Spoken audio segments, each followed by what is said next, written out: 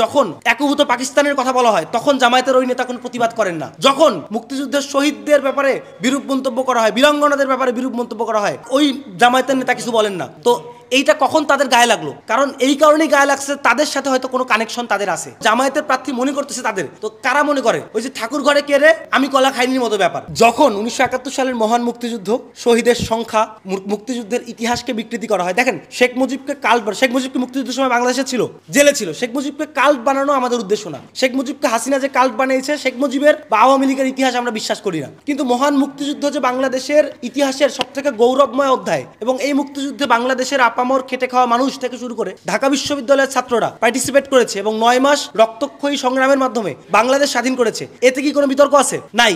বাংলাদেশের উপর পাকিস্তান এই পতাকাকে হাতে নিয়ে, এই পতাকা গাড়িতে ঝুলিয়ে যে গণহত্যা চালিয়েছে, এতে কোনো বিতর্ক আছে? নাই। তো যেই পরিপ্রেক্ষিতে যখন একীভূত পাকিস্তানের কথা বলা হয় তখন জামায়াতের ওই নেতা কোনো প্রতিবাদ করেন না। যখন মুক্তিযুদ্ধের শহীদদের ব্যাপারে বিরূপ মন্তব্য করা হয়, বীরাঙ্গনাদের ব্যাপারে বিরূপ মন্তব্য করা হয়, ওই জামায়াতের নেতা কিছু বলেন না। তো এইটা কখন তাদের গায়ে লাগলো? কারণ এই কারণেই গায়ে লাগছে, তাদের সাথে হয়তো কোনো কানেকশন তাদের আছে। আমরা তো তাদেরকে মিন করে দিইনি। আমরা কি জামায়াতের কথা লিখছি এখানে? আমরা রাজাকারের কথা লিখছি। রাজাকার তো অনেক দলেই গেছে, শুধু সব রাজাকার কি জামায়াতে গেছে? অনেক রাজাকার তো অন্য দলে গেছে। আমরা লিখছি পাকিস্তানের কথা। তো যারা জামায়াত এবং পাকিস্তানের সহচর, যারা রাজাকারদের সহচর, তাদের গায়ে লাগবে।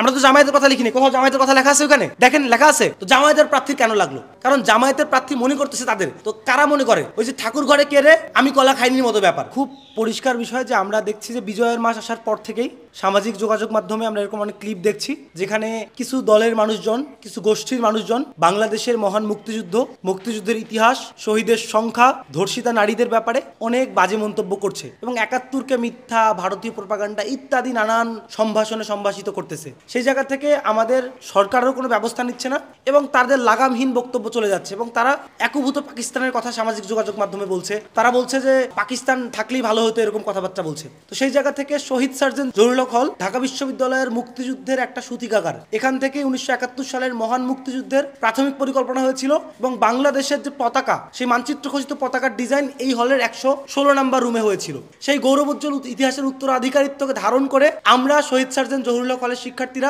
এই ধরনের ঘটনায় অত্যন্ত ক্ষুব্ধ ছিলাম। তার পরিপ্রেক্ষিতে আমরা যখন দেখি সরকার থেকে কোনো ব্যবস্থা নেয় না এবং আমাদের ডাকসু থেকেও কোনো প্রতিক্রিয়া ব্যক্ত করে না, কোনো প্রতিবাদ জানায় না, তার পরিপ্রেক্ষিতে আমরা সন্ত্রাসী রাষ্ট্র, যে সন্ত্রাসী রাষ্ট্র পাকিস্তান বাংলাদেশে 1971 সালে একটি গণহত্যা চালিয়েছে, বেলুচিস্তানের মুসলমানদের উপর গণহত্যা চালিয়েছে, যে সন্ত্রাসী রাষ্ট্র পাকিস্তান এখনো আফগানিস্তান সীমান্তে মুজাহিদিন ভাইদেরকে নিয়মিত হত্যা করতেছে, সেই সন্ত্রাসী রাষ্ট্র পাকিস্তানের পতাকাকে পদদলিত করে প্রতিবাদ জানানোর সিদ্ধান্ত নেই। তারই পরিপ্রেক্ষিতে গতকালকে আমরা মহান বিজয় দিবসের শুভেচ্ছা জানিয়ে হলে একটা ব্যানার লাগাই এবং তার পাশাপাশি পাকিস্তানের পতাকাকে নিচে রাখি। এটা আমাদের সম্মিলিত আইডিয়া ছিল। ঢাকা বিশ্ববিদ্যালয়ের শিক্ষার্থীদের মতামত বোঝার সব থেকে ভালো হচ্ছে একটা উপায় ঢাকা বিশ্ববিদ্যালয় শিক্ষার্থী সংসদ। সেই ঢাকা বিশ্ববিদ্যালয় শিক্ষার্থী সংসদে যখন এই ঘটনার ভিডিও পোস্ট করা হয়েছে, সেখানে অত্যন্ত ইতিবাচক প্রতিক্রিয়া এসেছে। সেখানে বেশিরভাগ কমেন্ট ছিল অত্যন্ত খারাপ কাজ হয়েছে, কিন্তু এই খারাপ কাজ আপনারা বারবার করুন। মানে আমরা এই ব্যাপারে ঢাকা বিশ্ববিদ্যালয়ের শিক্ষার্থীদের ইতিবাচক প্রতিক্রিয়া দেখেছি। আমরা ঢাকা বিশ্ববিদ্যালয়ের অন্যান্য হলগুলোতে দেখেছি যে এর ধারাবাহিকতায় তারাও স্টিকার বানানোর জন্য আমাদের কাছ থেকে পিডিএফ নিয়েছে এবং তারাও ধারাবাহিকভাবে এই কাজটা করতেছে। একটা গণহত্যাকারী রাষ্ট্র, যে গণহত্যাকারী রাষ্ট্র বাংলাদেশে,